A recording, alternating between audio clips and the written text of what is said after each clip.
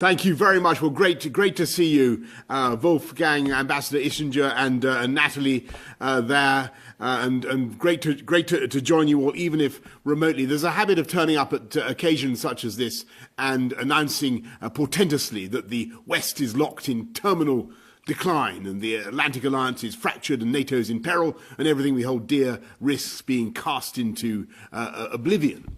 And that industry of pessimism has thrived, I'm afraid, recently, perhaps even in Munich.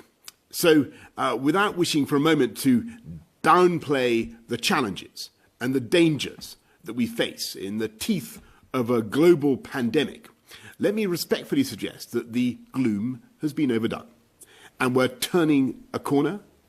And the countries we call the West are drawing together and combining their formidable strengths and expertise once again, immensely to everybody's benefit. As you've seen and heard earlier, America is unreservedly back as the leader of the free world, and that is a fantastic thing. And it's vital for our American friends to know that their allies on this side of the Atlantic are willing and able to share the risks and the burdens of addressing the world's toughest problems. And that's exactly why Global Britain is there, and that's what Global Britain is striving to achieve. And I'm delighted to report that I did detect exactly that willingness among my fellow G7 leaders when I chaired a virtual meeting earlier today.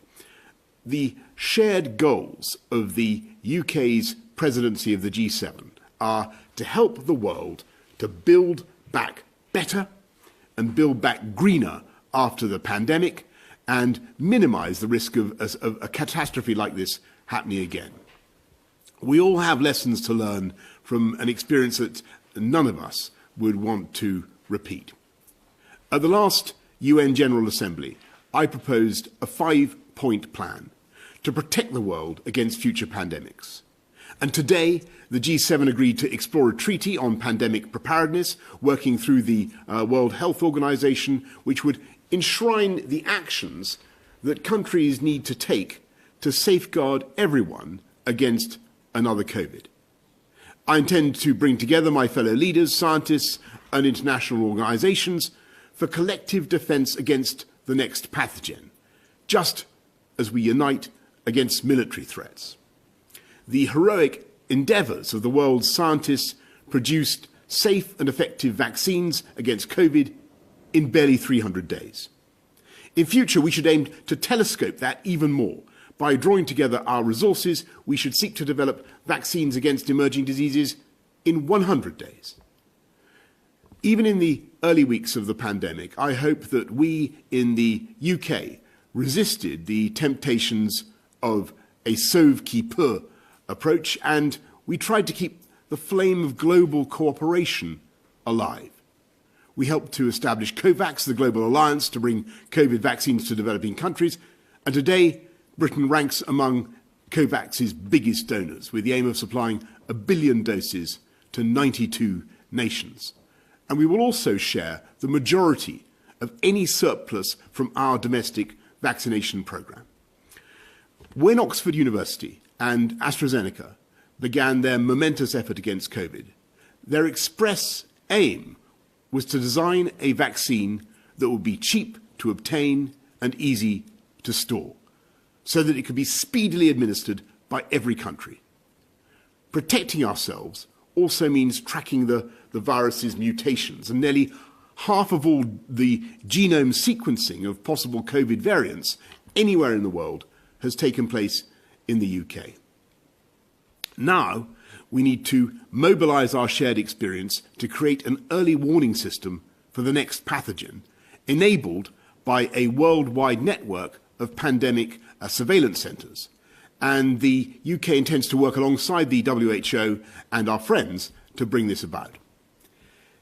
If anything good can possibly come from this tragedy, we've at least been given the chance to build a global recovery on new and green foundations, so that humanity can prosper without imperiling the planet. And to that end, Britain, as you've just been hearing from John Kerry, will be hosting the COP26 in Glasgow in November.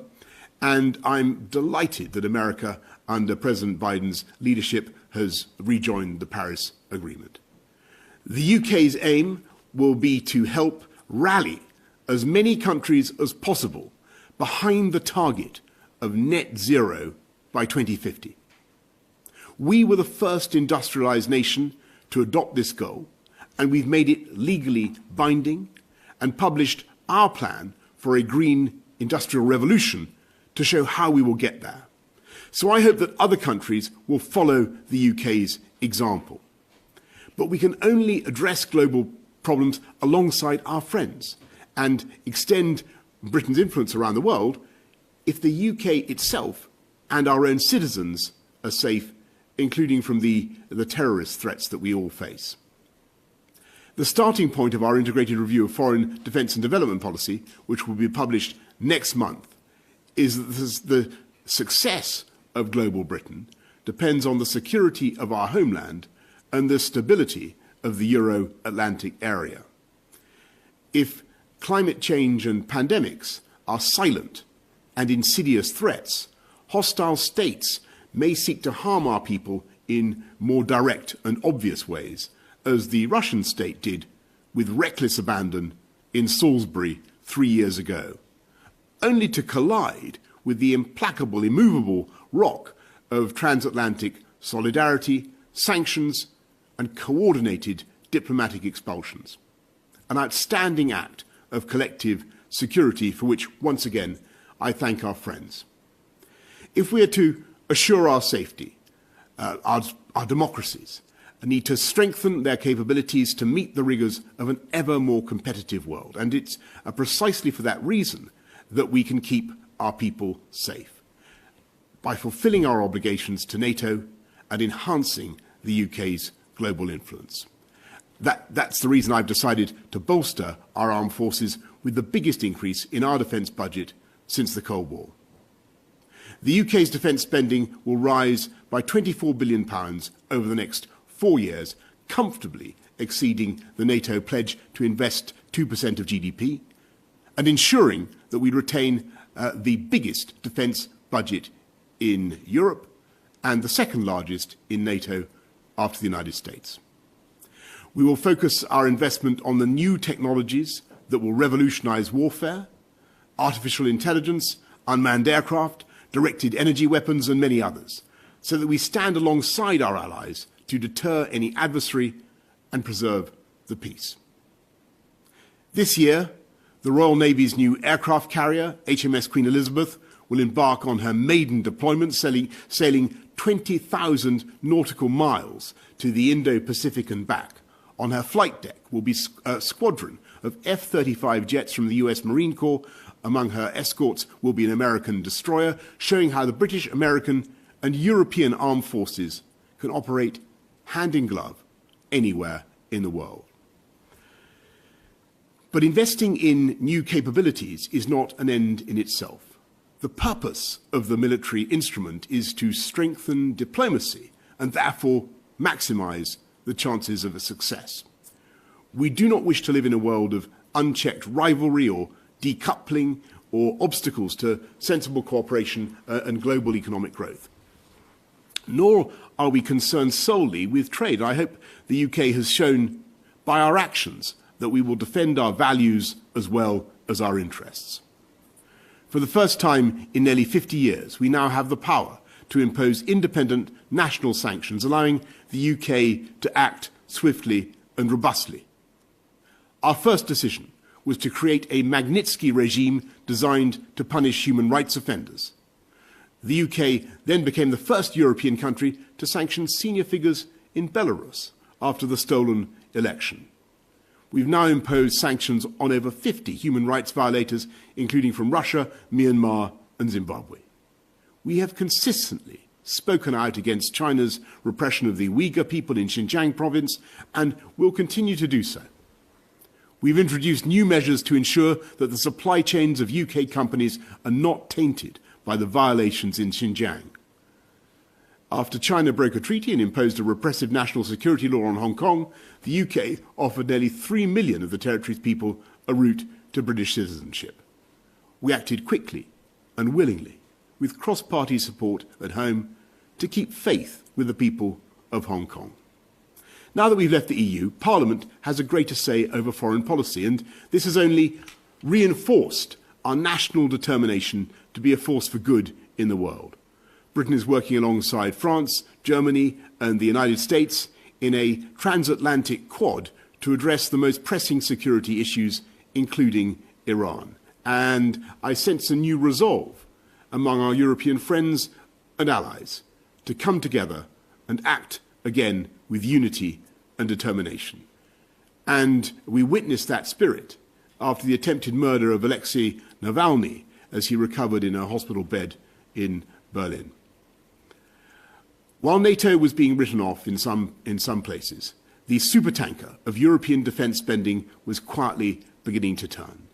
And while this delicate high seas manoeuvre is far from complete, and the vessel needs to alter course, frankly, a good deal more, the fact is that NATO defence spending, excluding the United States, has risen by $190 billion since the Wales summit in 2014.